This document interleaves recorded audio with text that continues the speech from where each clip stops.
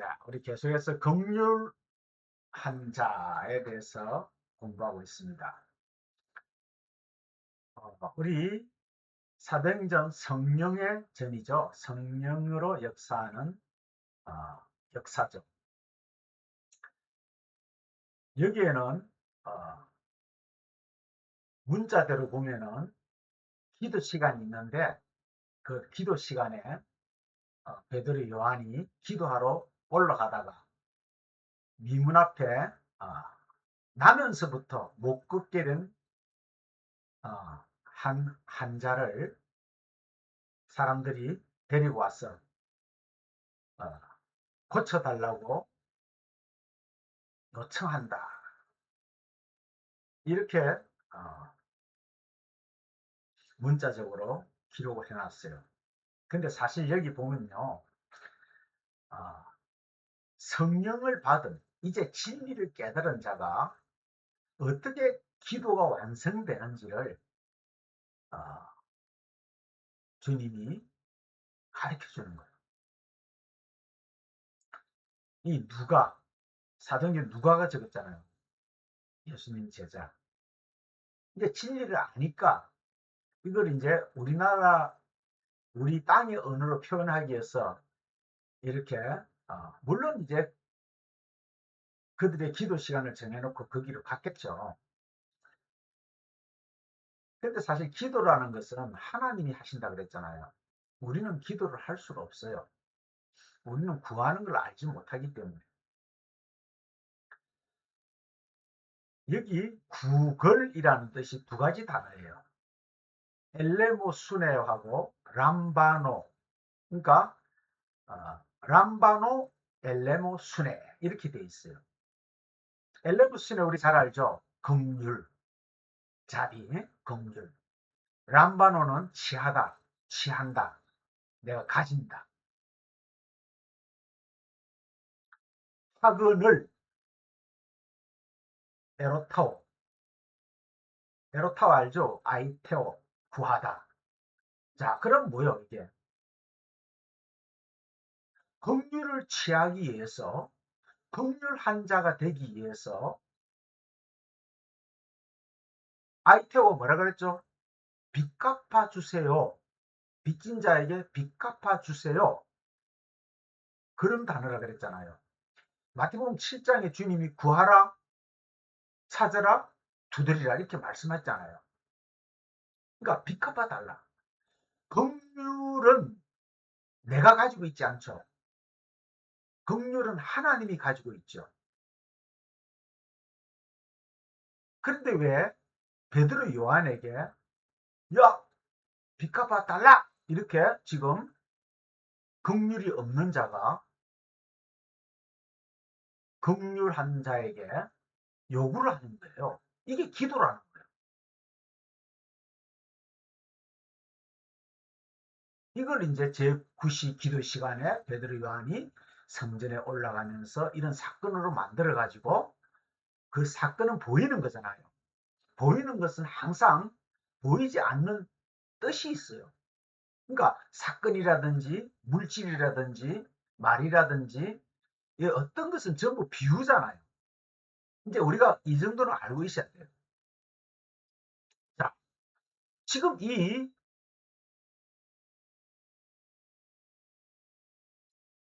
나면서부터 안전뱅이 절름발이라고 했죠. 걷지 못하는 자죠. 진리로 걷지 못하는 자입니다. 그 야곱이 한두 뼈가 부러져서 절름발이로 야복과 강을 건넜잖아요. 이 동일한 거예요.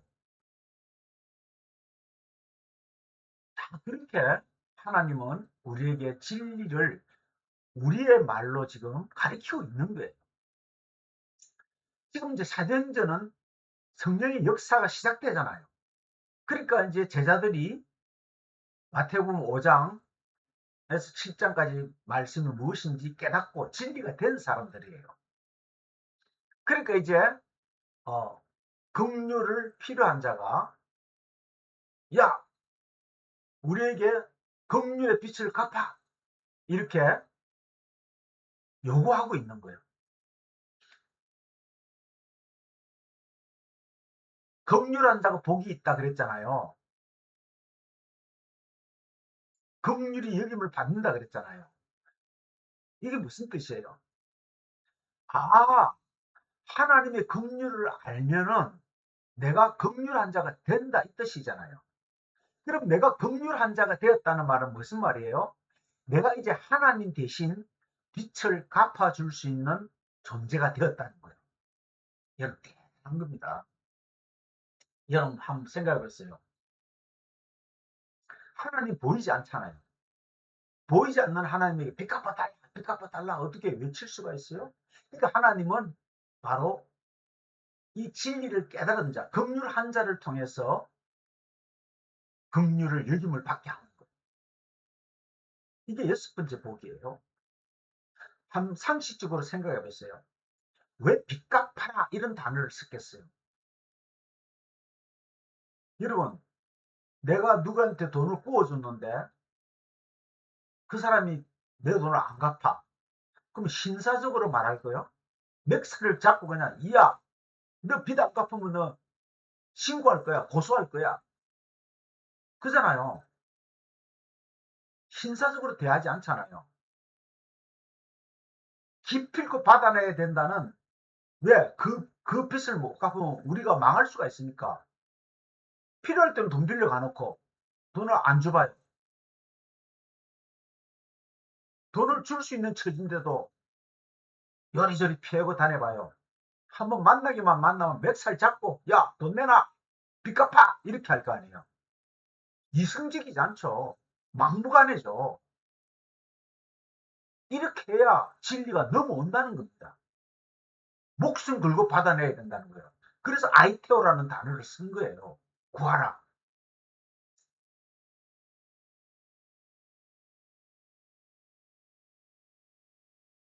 그러니까 이 단어가 지금 3장 2절에 다 돼 있어요.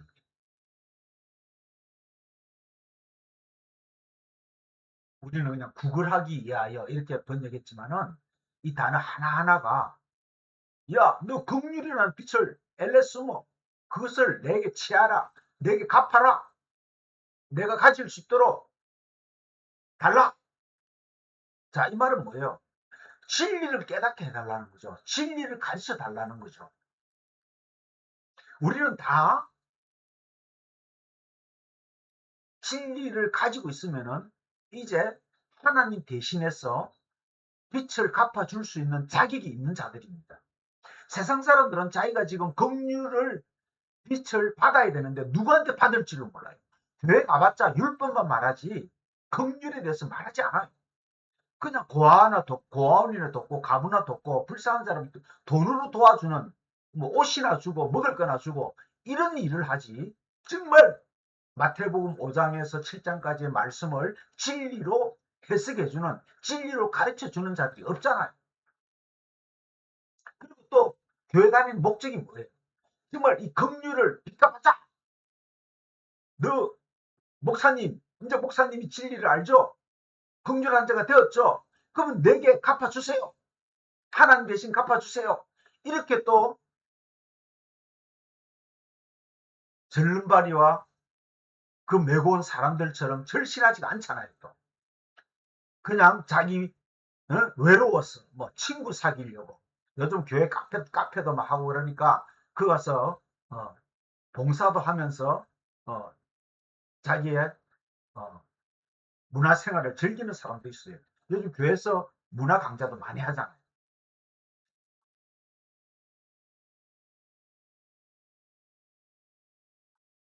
이 아이테오라는 단어 자체가 하나님이 빚쟁이라는 것을 알아야 되는 거예요. 하나님이 우리에게 빚을 줬어요. 긍휼의 빚을 줬어요. 불쌍히 여기는 빚을 줬다니까요. 여러분 보세요. 누가 누구를 불쌍히 여기는 것은 무슨 뜻이에요? 돈이 좀 없는 사람이, 돈 많은 사람이 돈이 좀 없는 사람에게 긍휼을 베풀어 주는 거예요? 긍휼은 생명에 대한 거예요. 나는 이제 죽을 수밖에 없으니까, 영원히 죽을 수밖에 없는 존재니까 영원한 생명을 달라. 이게 긍휼이거든요. 이걸 하나님 할 수 있어요. 지금 현재 교회 목사들이 이런 빚을 갚아줄 수 있는 능력이 있어요? 베드로 요한 같은 사람이 있습니까? 찾기가 힘들어요.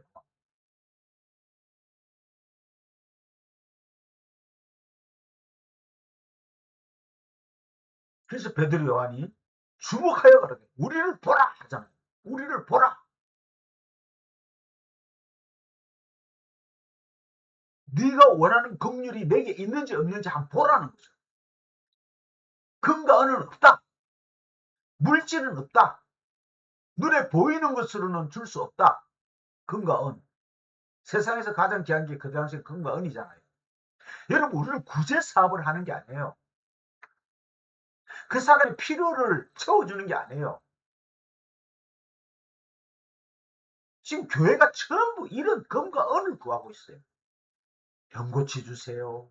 새벽마다 가서 기도하고 암 치료해 주세요. 집, 어? 집 사게 팔게 해주세요.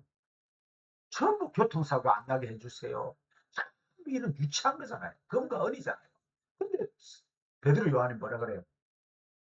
근거는 없다 이렇게 딱 말해버리잖아요. 다시 말하면 근거는 율법적인 신앙이잖아요. 그럼 베드로 요한은 뭐래요? 이제는 나는 율법과 상관없는 자야. 내가 가지고 있는 것은 율법이 아니야. 나사렛 예수 그리스도의 이름, 진리의 말씀이야. 이렇게 딱 하잖아요. 내가 나사렛 예수 그리스도의 이름을 너에게 주노니, 진리를 주노니. 이제 율법에서 벗어나. 안전뱅이는 생명을 얻을 수 없어. 그러니까 그럴 수 없는 자를 안전뱅이, 절름발이로 표현하잖아요. 그러니까 뭐예요? 이제 걸어라. 이 페리파타오, 원문은 살리다는 말이에요. 살리다. 그러니까 근거는 없다. 뭐요? 나는 율법으로 하지 않아. 이제 내게 율법은 상관없어. 너희가 지금 구하는 것은 긍휼이니까 그 긍휼의 빛은 내가 하나님 대신 갚아줄 수 있어. 그게 뭐요? 이름이잖아요. 말씀이잖아요. 나사렛 예수 그리스도의 이름. 이름은 말씀이라 그랬잖아요. 영이라 그랬잖아요. 그래서 영접하는 자, 그 이름을 믿는 자는 하나님의 자녀, 하나님의 아들이라 이렇게 돼 있죠.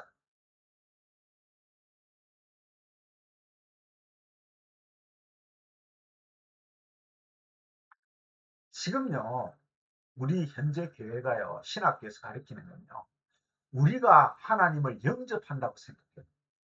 아니, 보이지 않는 하나님을 어떻게 영접합니까? 눈에 보여야 영접하죠. 이렇게 금방진 말을 하고 있어요. 오직 하나님이 예수가 그리스도를 영접하는 거예요. 하나님이 하나님을 영접하는 거예요. 그것을 진리라 그래요. 그것을 믿는다는 말을 한 거예요. 영접하는 자, 그 이름을 믿는 자. 그러니까 예수가 그리스도가 되는 그 이름, 그게 하나님의 아들이에요.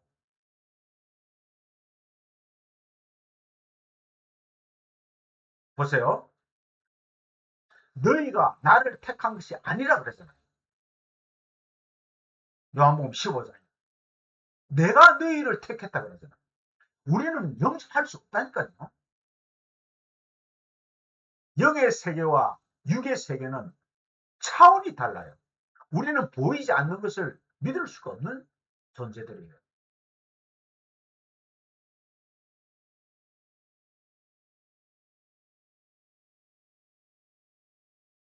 하나님이 이제 그리스도가 되어서 우리를 영접하시는 거예요. 우리가 영접하는 게 아니에요. 그걸 믿어야 그게 진리예요. 보세요. 요한복음 13장에 예수님이 말씀을 다 주시고 발 씻는 장면이 나오잖아요. 이 발 씻는 게 유대 사람에게 영접하는 풍습이거든요. 사람이 오면 왜 사막은 먼지 때문에 더럽잖아요. 스레빠 신고 다니잖아요. 그래서 손님이 오면 손도 씻고 발도 씻겨져요. 이걸 영접한다는 거예요.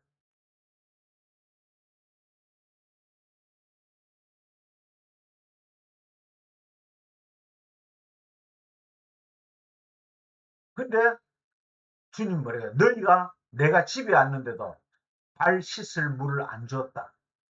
영접 안 했다는 뜻이거든요. 왜? 영접할 입장도 영접할 자격도 안 돼요. 율법은. 이렇게 하나님은 보이는 것을 통해서 보이지 않는 것을 가르쳐 주는 거예요. 그래서 하나님께서 발을 씻어줌으로 인하여 제자들을 영접하는 모델을 그림으로 우리에게 제시해 주신 거예요. 그래서 주님이 무릎 꿇고 제자들의 발을 씻어 주시는 거예요. 왜? 주님이 우리를 영접하는 거예요. 영접하는 자, 곧 그 이름을 믿는 자, 그 진리를 믿는 자. 그래서 제자들도 주와 선생이 되어야 한다. 진리를 가지고 진리를 가리키는 자가 영접하는 거예요. 그 진리를 줄 수 없으면 영접할 수가 없어요. 오늘 본문 말씀으로 긍휼한 자가 되어서 긍휼이 여김을 받게 하면은 영접하는 거예요. 알표, 빛을 갚아주는 거예요. 하나님 대신. 여러분, 우리가 이런 존재예요. 여러분, 우리가 이 땅에 육신으로 살면서 뭘 하고 살 거예요? 자고, 일하고, 먹고, 자고, 일하고, 먹고, 맨날 되풀이되는, 반복되는, 이게 인생이 아니잖아요. 우리는 보람된 일, 정말 한 100년 머물고 가는 세상인데, 한 80년 머무는 사람도 있고, 좀 오래 머물면 100년 이상 머무는 사람이 있어요. 그러면 육신은 한계가 있잖아요. 육신은 언젠가는 끝나잖아요. 그럼 우리가 해야 할 일이 뭡니까? 예수님은 33년 사셨어요. 근데 3년만 영접했어요. 말씀으로. 30년의 세월은 나오지도 않아요. 여러분, 3년만 영접해도 인생 성공한 삶이라는 것을 예수가 보여주고 간 거예요. 여러분, 우리 진짜 인생은요, 눈에 보이는 게 아니에요. 여러분, 우리가 눈에 보이는 것이 매여 있기 때문에 눈에 보이는 것 때문에 아파하고 괴로워하고 분노하고 이러잖아요, 지금. 남북으로 갈리고 뭐 좌파 우파로 갈리고, 요즘 또 월드컵이니까 자기 나라를 위해서 또 막 정신없이 응원하고. 여러분, 솔직히 내가 육체가 사라지면 그것들이 나를 위로해 주겠어요?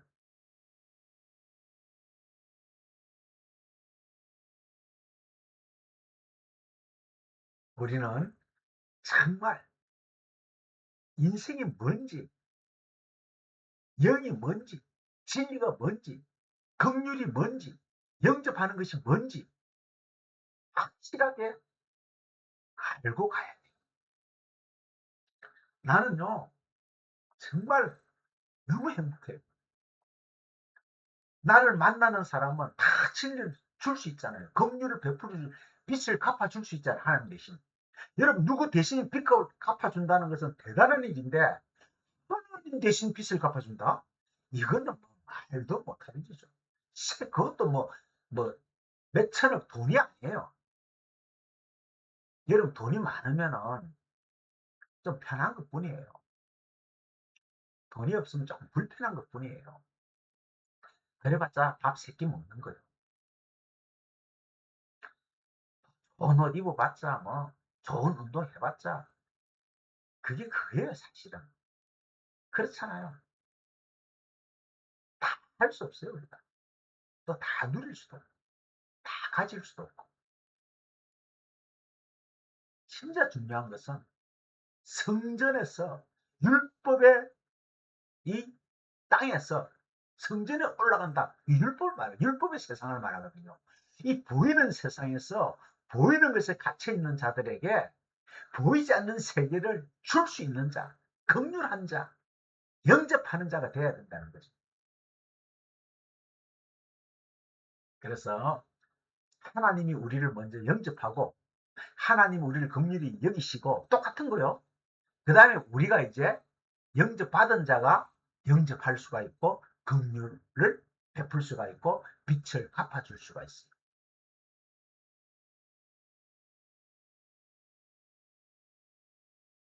이 나사렛, 그 당시 예수 이름은요, 철수 영희처럼, 뭐 미국은 뭐 데비드, 다윗 이름이 그렇게 많다 그러잖아요. 흔했어요. 근데 나사렛에서 자란 나사렛 예수 그리스도는 하나예요. 그 이름 안에서 에게 이로, 일어나, 이런 뜻이 있어요. 그렇게 살아, 이렇게 뜻이 있어요. 뭘로 사느냐? 긍휼로 산다. 뭘 받은 것인가? 긍휼을 받은 것인가? 그래서 성경에 이렇게 말해요. 너희 소유를 팔아 긍휼하여, 이거 구제로 돼 있거든요. 긍휼하여 낡아지지 아니하는 주머니를 만들라. 주머니는 보물을 말해요. 곧 하늘에 둔 바 다함없는 영원한 보물이거든요. 거기는 도적도 가까이 하는 일이 없고 좀도 묻는 일이 없다. 여기 다 팔아. 뭘 팔아요? 너의 소유한 것. 어디서 말 들어봤죠? 부자 청년이 무엇을 해야 영생을 얻는다. 그러니까 네 소유를 다 팔아라 그랬잖아요. 왜? 그 청년은 율법의 부자예요. 행위의 부자였거든요. 여러분 항상 기억하셔야 돼요. 성경은 예수와 그리스도에 관한 거예요. 보이는 거, 보이지 않는가. 율법과 진리에 관한 이야기밖에 없어요. 그래서 내 소유를 팔면 내 소유를 얻을 수 있다. 근데 내 소유가 너무 귀해서 팔 생각이 없어. 끌어안고 있어. 머리를 가동하고 예수를 떠나버렸어요. 그 청년은.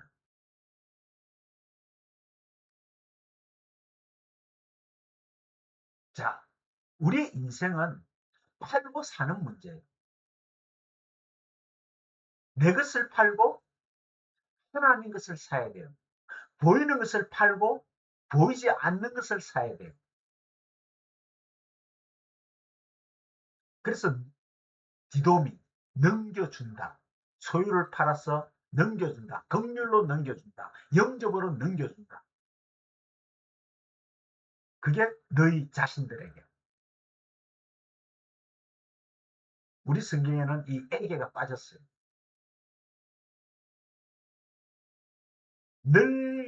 낡아지지 않는, 즉 새하지 않는, 사라지지 않는 영원한 주머니. 여기서 옛것을 새것으로, 어? 새 포도주, 그죠? 새 포도주는 새 포대예요. 내 소유를 팔고 긍휼을 사서 새 주머니, 다음 없는 보물.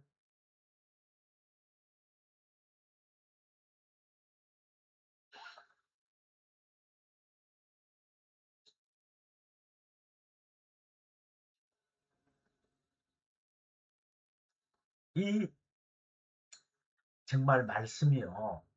신비해요. 여러 가지 표현을 하지만은 결국 한 가지를 이야기해요. 진리를 이야기하고 있어요. 이 사도계인의 가르침 있잖아요. 누룩이라 그랬잖아요. 레이포라는 단어를 씁니다. 남겨지다, 남겨졌다, 실패하다. 구원을 주기 위해서 남겨놓은 것이 아니고요. 멸망시키기 위해서 남겨놓은 것을 말해요. 사람들은 멸망시키기 위해서 남겨놓았지만 그 중에 몇 명은 진리로 긍휼을 입어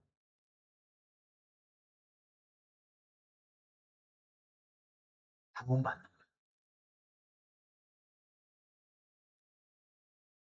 그래서 사실 남겨졌다는 것은요. 하나님 손에서 이미 떠났다는 거예요. 하나님이 버렸다는 거예요.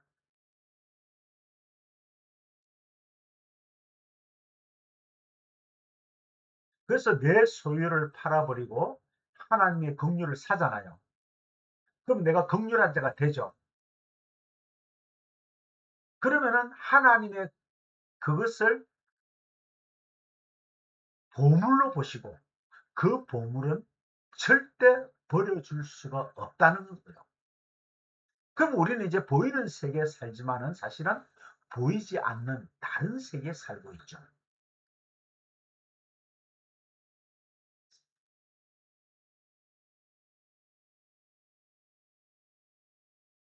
우리 로마서 9장 12절부터 보면요. 리브가에게 이르시되 큰 자가 어린 자를 섬기라. 기록된 바 내가 야곱은 사랑하고 에스는 미워하였다 하신 것 같으니. 보세요. 하나님은 야곱을 사랑하고 에스를 미워하셨다 이렇게 됐잖아요. 아니요. 둘 다 미워했어요.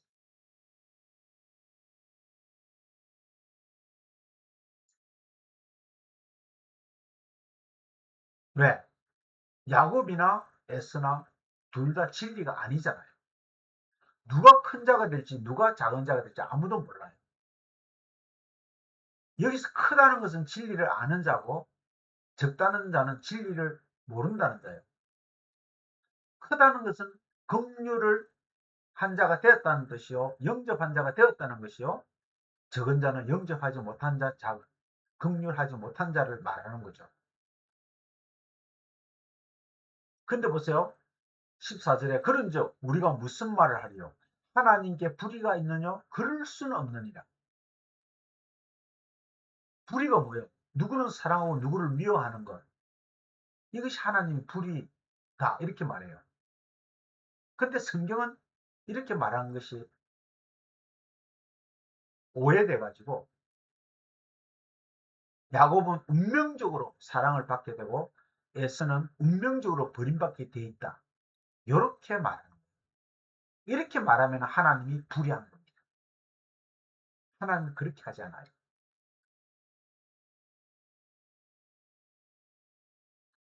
그러니까 우리는 하나님 계획 속에 야곱은 구원하기로 작정되고 에스는 버려지기로 작정됐다. 이렇게 운명론적으로 받아들이잖아요. 그러면 하나님은 불의한 자로 만드는 거예요. 그런 게 아니에요.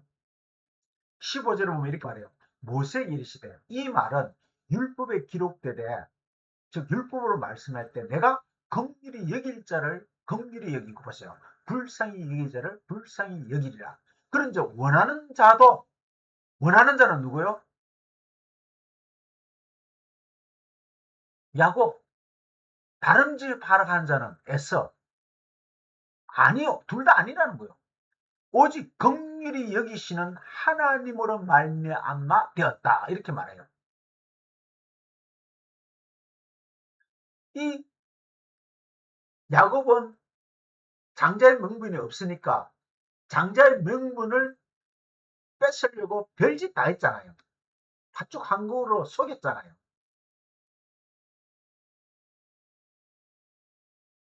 그런 방법으로 긍휼을 받지 못한다. 근데 에스는 장자의 명분을 무관심하게 우습게 생각했죠. 그런 자에게도 줄 수 없어요. 오직 긍휼히 여기시는 하나님 안에 있어요.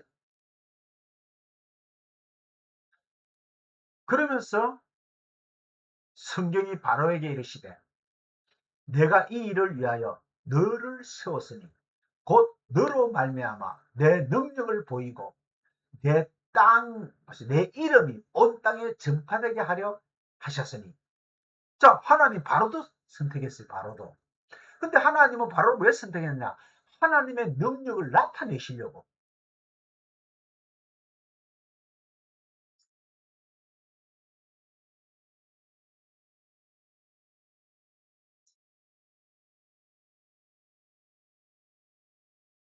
자, 바로를 택했으니까 바로 구원받았어요? 아니잖아요. 하나님이 택했다고 해서 구원받는 게 아니에요.